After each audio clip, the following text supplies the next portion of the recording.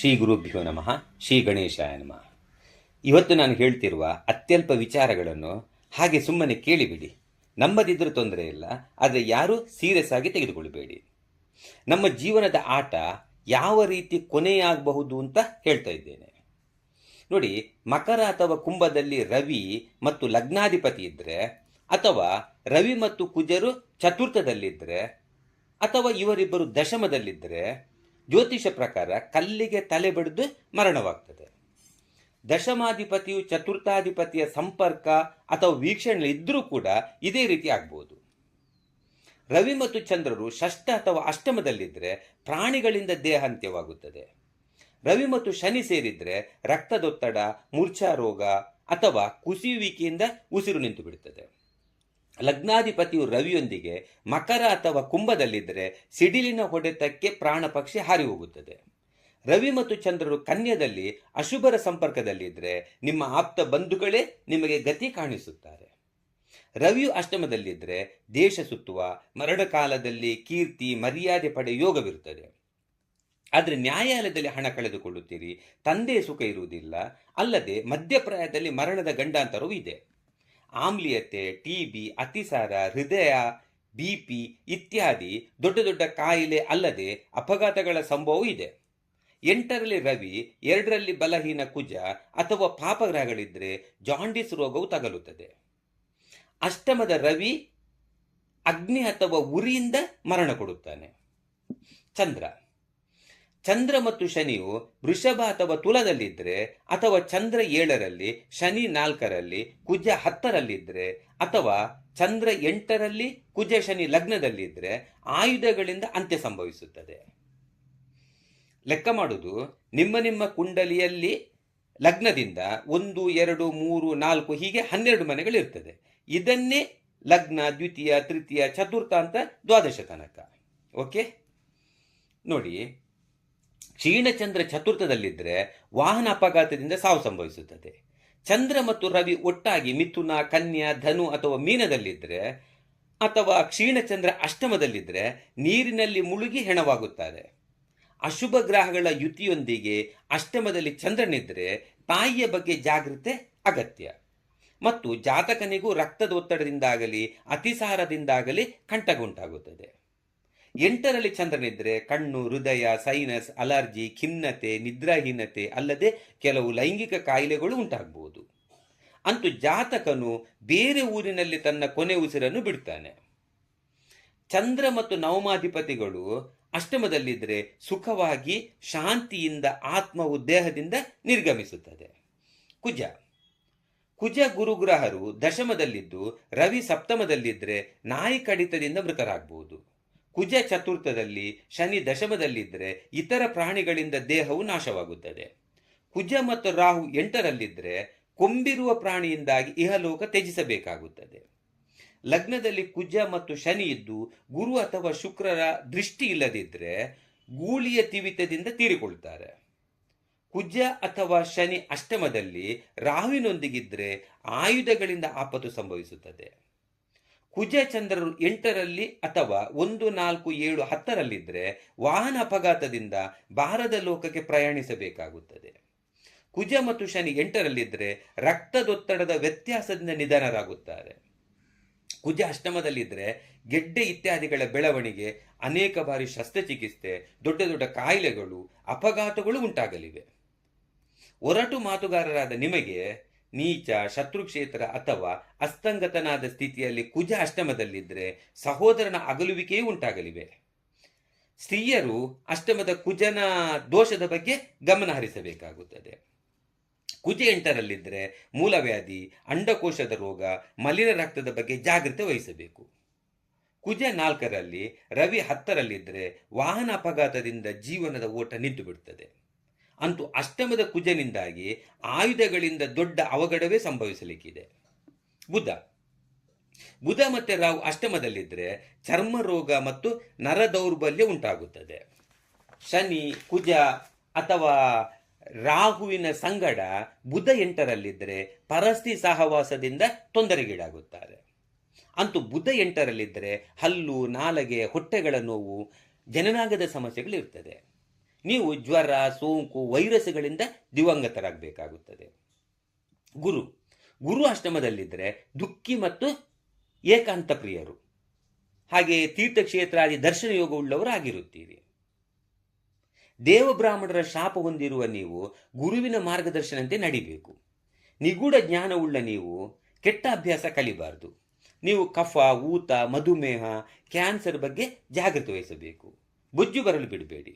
ಗುರು ಮತ್ತು ಶನಿ ಸೇರಿದ್ರೆ ಲೌಕಿಕದಲ್ಲಿ ಸೋಮಾರಿಯಾಗಿರುತ್ತೀರಿ. ನೀವು ಅಜೀರ್ಣ, ಯಕೃತ್ ಮತ್ತು ಹೊಟ್ಟೆಯ ಕಾಯಿಲೆಯಿಂದ ಸ್ವರ್ಗವಾಸಿಯಾಗುತ್ತೀರಿ. ಶುಕ್ರ 8ರಲ್ಲಿದ್ದರೆ ಹೆಂಡತಿ ಬಗ್ಗೆ ಜಾಗೃತಿ ವಹಿಸಿ. ಸ್ತ್ರೀಯರ ಸಹಕಾರ ಅಷ್ಟೊಂದು ಲಭಿಸುವುದಿಲ್ಲ. ವಿಧವೆ ಸ್ತ್ರೀಯರ ದ್ರವ್ಯ ಪ್ರಾಪ್ತಿ ನಿಮಗಿದೆ. ತಾಯಿ ಮತ್ತು ಹೆಂಡತಿ ಬೇರೆ ಬೇರೆ ಮನೆಯಲ್ಲಿರುತ್ತಾರೆ. ಬದುಕಿರುವ ಪರ್ಯಂತ ಧನವಂತರಾಗಿರುತ್ತೀರಿ, ಆದರೆ ಕೆಟ್ಟ ದಾರಿ ಹಿಡಿಯುತ್ತೀರಿ.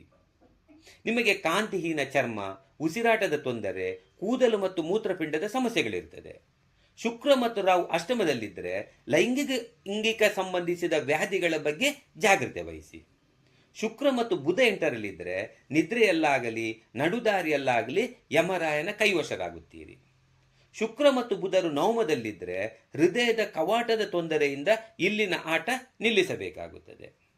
8ರ ಶುಕ್ರನು ನೀರಿನ ಶಾರ್ಟೇಜಿನಿಂದ ಮರಣ ಕೊಡುತ್ತಾನೆ. ಶನಿ 8ರಲ್ಲಿದ್ದರೆ ಮನೆಯಲ್ಲಿ ನೀವೇ ಕಿರಿಯರು. ನಿಮಗೆ ದೇಹದಲ್ಲಿ ಗಂಟುಗಳು, ಕೆಮ್ಮು ಮತ್ತು ಕಣ್ಣಿನ ತೊಂದರೆಗಳು ಉಂಟಾಗುತ್ತದೆ. ದೋಷಗಳಿದ್ದರೆ ಕುಷ್ಠಾದಿಗಳ ಬಗ್ಗೆಯೂ ಜಾಗೃತಿ ವಹಿಸಬೇಕಾಗುತ್ತದೆ. ಶನಿಯ ಜೊತೆ ರಾಹು ಇದ್ದರೆ ವಿಷಗಳ ಮತ್ತು ಮರಕಲ್ಲುಗಳ ಬಗ್ಗೆ ಕಣ್ಣಿಟ್ಟಿಡಿ.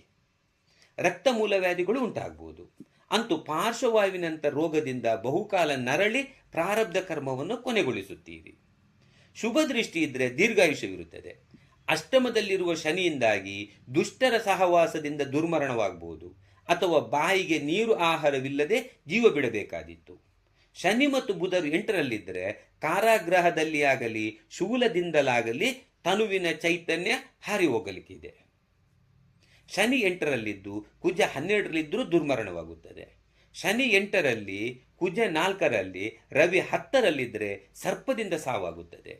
ಶನಿ 8ರಲ್ಲಿ, ಚಂದ್ರ 4ರಲ್ಲಿ ಮತ್ತು ರವಿ ಕುಜರು 7ರಲ್ಲಿದ್ದರೆ ಜಾತಕನ ದೇಹವು ಹದ್ದು ಪಕ್ಷಿಗಳಿಗೆ ಆಹಾರವಾಗುತ್ತದೆ.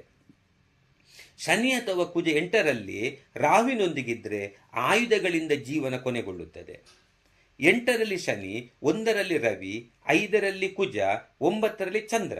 ಹೀಗಿದ್ರೆ ಸಿಡಿಲಿನಿಂದ ಅಥವಾ ಮೇಲಿನಿಂದ ಬಿದ್ದು ವಿಧಿಯಾಟಕ್ಕೆ ಬಲಿಯಾಗುತ್ತಾರೆ.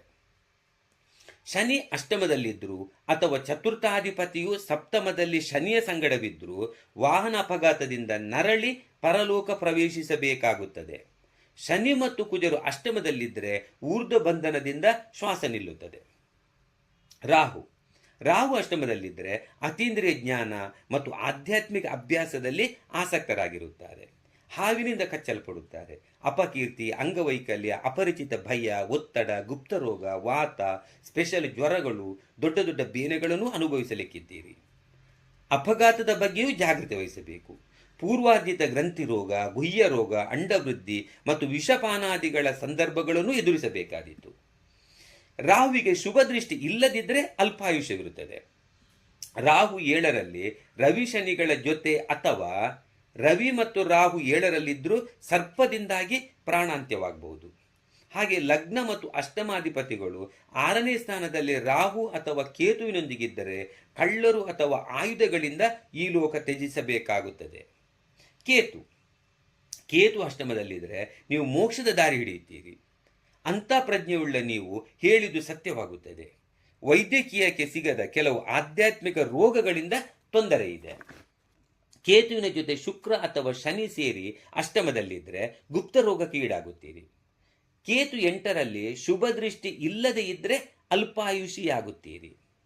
ಮತ್ತು ಬೆನ್ನು, ಕೀಲು ನೋವು, ಮೂತ್ರಕೋಶ, ಹರ್ನಿಯ, ಗುದ ರೋಗಗಳು ಉಂಟಾಗಬಹುದು.